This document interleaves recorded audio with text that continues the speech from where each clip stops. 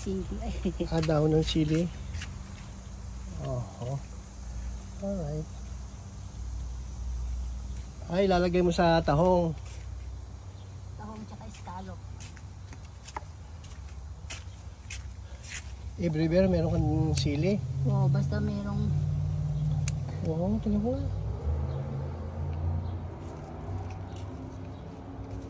Oo nga, no?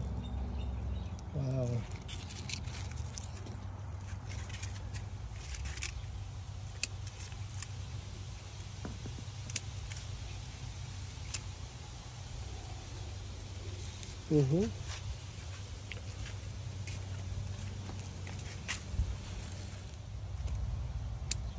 Bell pepper. Bell pepper ito. Pwede na ito sa ano mo, sa tahong. Ito na lahat yung mga ingredients mo. Ano ito? Scallop? Yeah. Frozen. At ang tahong mo, tinoto ko pa. Tinoto mo, yan yung galing sa ano? Hinati mo yung ano ng Costco. Hinatado mo. Yung kanina. Ito papaya ito, no? At pwede rin yung ano, yung sayote, di ba? Kung ano, minsan yun ang ginagamit natin. At yan yung dahon ng sili galing sa garden. Wow. Sarap ang sabaw niyan.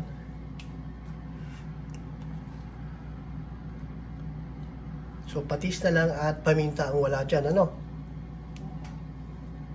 Halos siya na yung mga ingredients. Ano kung may sili doon na nag-iisa sa hanggang? Sili na ano? Bunga? Oo. Okay, I'll get it. Meron daw sili rito sa gitna, sa may kamatis. Ito yung kamatis. God. Saan dyan ang sili?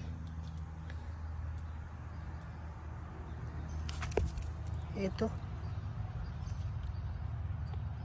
Ang dami naman ng sili doon. Ba't gusto niya pa to? Ang liit. Never mind, I'll take it. Yan yung ano, tahong. Ayan. From Costco. So yung isang balot ng Costco, ginahati mo ng 3?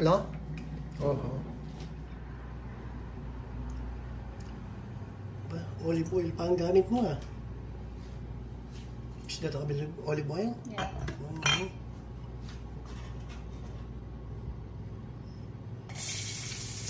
Garlic?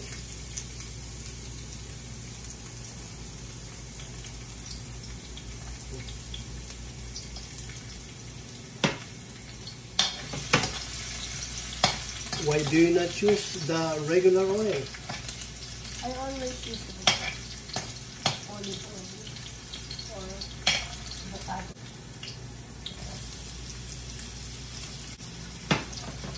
That's, for most people, it's the same. No, you can use all No, it's cooking not. oil. No, it's not.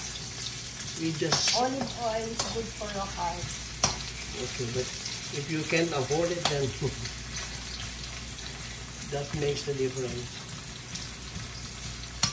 After you add your ginger, then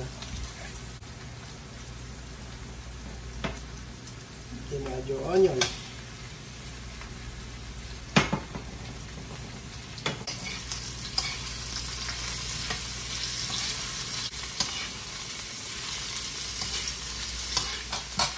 Then after onion, you add your slices of papaya. Cover it.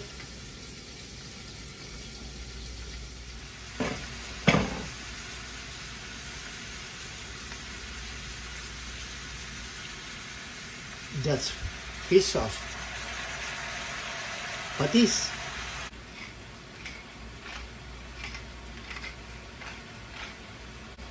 Ground pepper.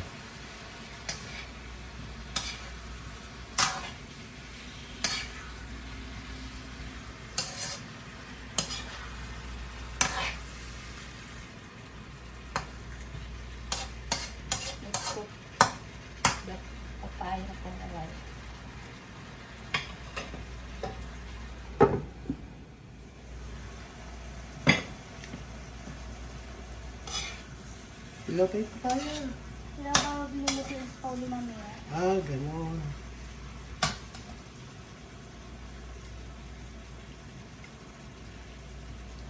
Hanguin mo siya kasi baka ma-overcook.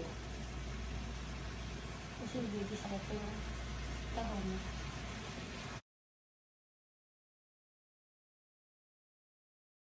Ano? Hindi, hanguin na yan.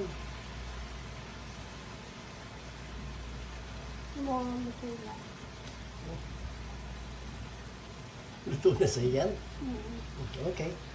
So, tatanggalin yung papaya kasi baka ma-overcook daw. Kaya mo nang may matira ang ilang papaya. Pampalasa. Hindi batahon. Itong tahong na ito is from Costco. Makikita nyo, ibang kulay niya kaysa ng tahong natin sa Pilipinas. These mussels are darker than what we have in the Philippines. We have been 18 years here in America, but this is the second time we bought this color mussels. We normally use the green, like what we have in the Philippines. This one pack from Costco costs us $17, and she divided it into 3 packs. Cheaper. At mas masarap pa. Because, you know, my son recommended that this kind of mussels is delicious, and it is indeed.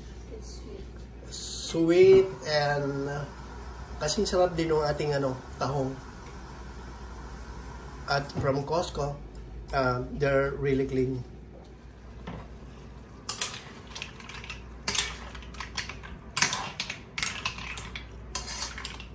Ay, ilalagay mo na yung scallops ngayon. kaya pagkulong mo sa bawang. Ay, ilalagay mo muna yung hugas ng bigas. Yung pinaghugasan na second wash ng rice. Could be 2 months. It's up to you. Then mamaya yung scallop. Yeah, pagkulong. Hindi ko magtikim So lagay mo na yung scallop. scallops Tsaka yung papaya. and papaya.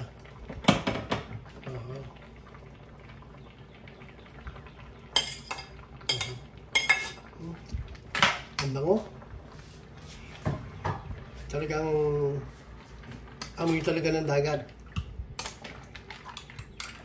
Parang yung yung amoy ng ng breakwater.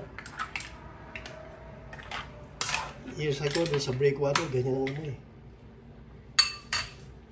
Tignan mo, talalagay ko na yung gulay.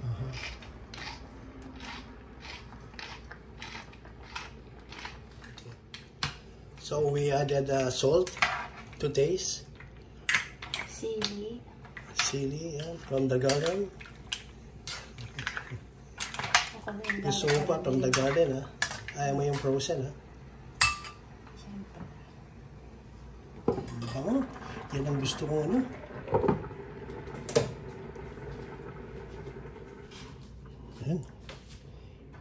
Dami mo lang mahugasan. So, nalagay mo na yung sili and it's there. May kasama pang spring onion, Wow. Ang bango. Nakakagutom. Gusto ko sakap ng sa mga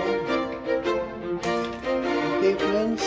Thank you for watching. See you on our next video. Gusto ko rin yung mga scallops.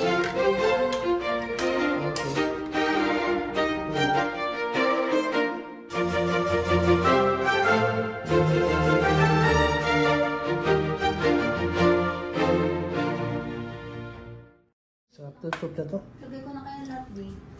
Pwede po yan.